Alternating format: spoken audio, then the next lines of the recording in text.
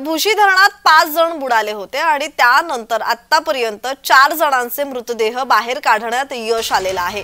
एकाच कुटुंबातील 5 जण वाहून गेलेले आहेत आणि जो 5वा मृतदेह आहे त्याचं शोध कार्य सुरू आहे।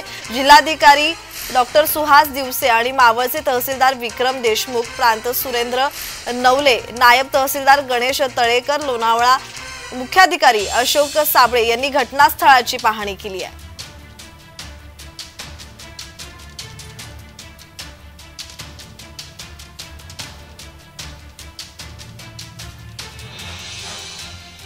फिरण्यासाठी खाली पण तिथे ते त्यांनी बघितलं, म्हणजे तिथं पार्किंगसाठी गाडीला जागा भेटली नाही। खालच्या तिथं छोटा धबधबा होता ना, तिथं त्यांना गाडी भेटायला, कारण की गाडी मोठी होती, 17 सीटर होती, टेम्पो ट्रॅव्हलर।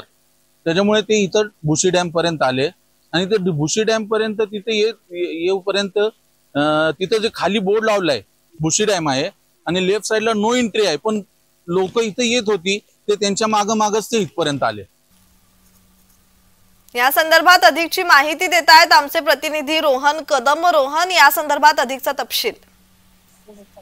लोणावळ्यामध्ये जे भुशी डॅम परिसरामध्ये जी काल दुर्घटना घडली होती त्याच्यामध्ये अधिकची अपडेट तपशील हाच आहे की काल 3 जणांचे जो आहे तो मृतदेह सापडलेला होता आणि आता आणखीन एक मृतदेह जो आहे तो प्रशासनाला आणि सगळ्या शोध मोहीम राबवणाऱ्यांना सापडलेला आहे आणि आणखीन एक मृतदेह जो आहे तो बाकी आहे। त्यामुळे तो मृतदेह शोधण्यासाठी विविध तुकड्या ज्या आहेत त्या बोलवण्यात आलेल्या आहेत आणि प्रशासनाच्या वतीने जी आहे ती ही संपूर्ण काळजी घेतली जाते तो शेवटचा मृतदेह तपासासाठी। त्यामुळे मोठ्या प्रमाणामध्ये सध्या हे सगळे जे आहेत ते अधिकारी, कर्मचारी आणि जिल्हाधिकारी स्वतः जे आहेत ते आलेले पाहायला मिळत होते।